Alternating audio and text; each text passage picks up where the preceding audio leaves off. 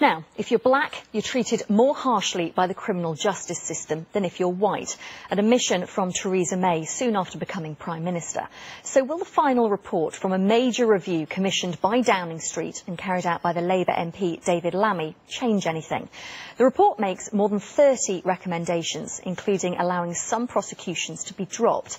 Well, this short film explains the scale of the problem.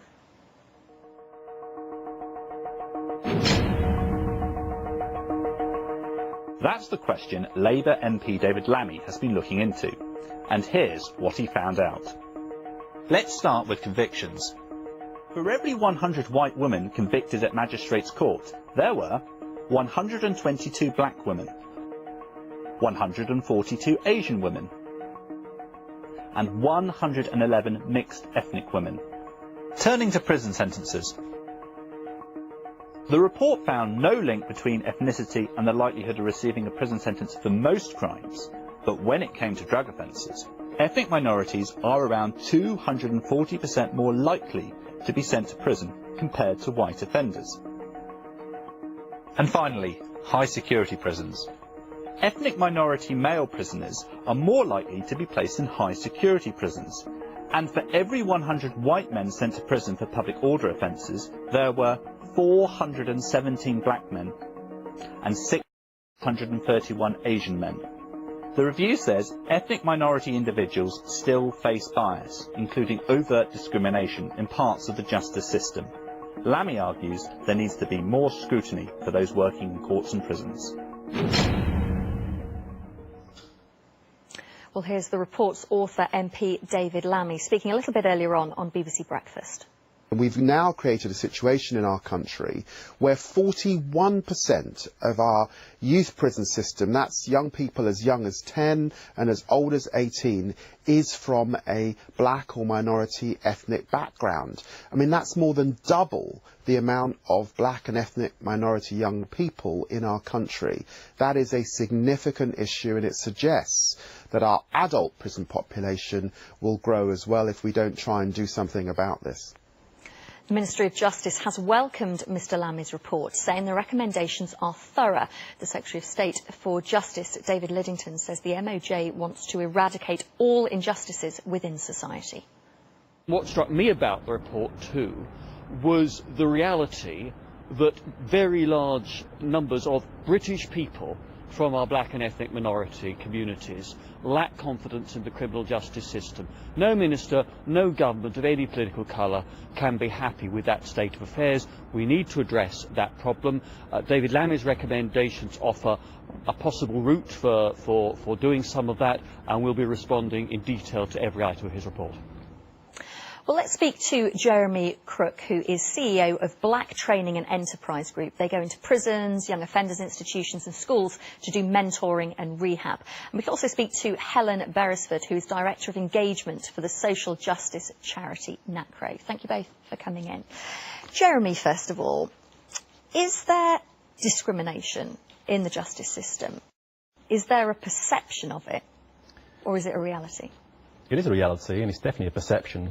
We spoke to many black and Muslim men in prisons who face discrimination. You can also look at the prison inspector reports every year, which show clear bias in prisons and complaints towards how black and Asian prisoners are treated every year. So I think there's no doubt that there is overt and unconscious issues in prisons for black and Asian prisoners. So I welcome the report because it's clearly put a real spotlight on this issue and the need for prisons to reflect our communities, which are very diverse, to appreciate race and faith differences, to better assess prisoners when they come into prison at first, and make sure that the best possible practical solutions are put in place to make sure that those prisoners can be rehabilitated and given the best support and not face further issues of discrimination and bias in prison, which they've often faced outside, and make sure... Just explain those experiences in prison that you're hearing about, because I'm sure lots of people watching are thinking, well, how are people who are black or Asian treated differently in prisons?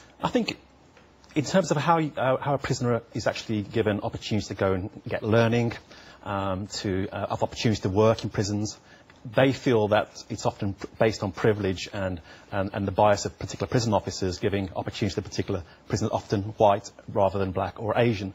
And I think also in terms of if they are from a Muslim background, for example, is their faith really understood by prison officers who are not from a Muslim background, who don't really understand their faith and their needs, and therefore can often disrespect that faith and their individuality, and therefore not give a full proper service to those individuals. So I think the stereotyping of black men and Muslim men and women in our society is also permeates prisons as well. So we shouldn't be surprised by that, but it's about making sure that prison officers are given the right training, the right support to make sure that it can meet the needs of individuals fully, so we don't have men coming out of prison reoffending at higher rates because they're black or Muslim, but also when they're in prison they can really get the support and development that they need and be treated respectfully with dignity. Well, let's talk before they even get into prison, because one of the issues that's raised in the report, Helen, is about this trust deficit.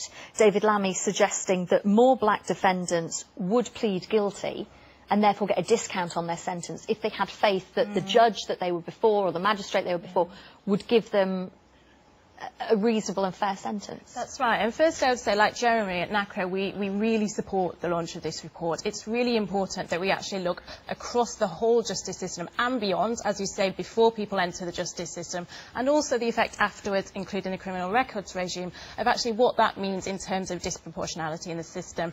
You're right, David Lammy rightly highlights this issue of a trust deficit. We know this at Nacro from our work with disadvantaged young people and adults across the country, that actually there can be this confusion, this issue, this mistrust around engaging with certain statutory services. In particular, we find that this is with the police, but actually the impact of that mistrust with the police is across all of the justice system and all of statutory services as well. So once you've had a negative experience of something like that, actually you're less likely to engage positively in the future. So how do you change that? Is it something as simple as saying, let's get more black and ethnic minority officers in the police, judges, magistrates, or is that too simplistic? That's fundamentally important. We do need more police officers, we do need more prison officers, more magistrates, more judges. So I think David Lammy is very right to say that has to be addressed, and there should be a target to reach that by 2025 in the case of judges. We work with the police in London to try and make sure the community looks at the police as a career option, but you know, we have only 6% of officers in the country who are from black and Asian backgrounds, so we need to do a lot better. But clearly we have to improve stop and search. Stop and search is the real issue that diminishes trust in the police, and for not just for young people but for older people. So if we can get a grip on stop and search and reduce that and make sure it's targeted and it looks at criminals rather than the whole community, that will be a real step forward. But it's not just about the numbers, because it's about leadership, and it's about prison governors, the Secretary of State, the Chief of the Probation Service and the Prison Service really saying this is something that we must make some progress on. We must do it now because this has been an issue for a very long period of time. We've been working on it for 4 years through something called the Young Review, and we've seen very little progress in terms of the outcomes for young black and Muslim men, for example. Helen, I want to pick up on a couple of controversial elements of this, which some people may read this and say, well, this doesn't seem fair. Things like prosecutions being deferred, people not being sentenced until they've taken part in a community programme, reducing those sentences. Things like sealed criminal records, where after you've served a certain amount of time, maybe if you can prove you've moved on, then employers wouldn't necessarily know you've got a criminal record. Some people will feel uncomfortable with that. I mean, I think the thing to say, if I start with criminal records, we have a very complex, very confusing and really very arbitrary system of criminal record disclosure at the minute. It has huge impacts on how people move on from a life where they were involved in crime, where they want to move on to a positive future, but actually are quite often held back by having to disclose, or indeed not knowing when to disclose, having employers who don't know what the rules are, what they have to do, and therefore are more likely to be risk averse in terms of employing people who have previously had criminal records. So actually, we know from our work, we run a resettlement advice service, both advising individuals and employers on their rights and responsibilities here, but actually we know that we have to have fundamental change. If we want to give people a chance to move on, to not reoffend again, to get a job, you know, one of the core things about rehabilitation and moving on to a life after crime, we need to get those things right. So absolutely support a fundamental review of the criminal records regime, and also looking at this new option around sealed disclosure. Thank you both for coming in and talking to us this morning about that.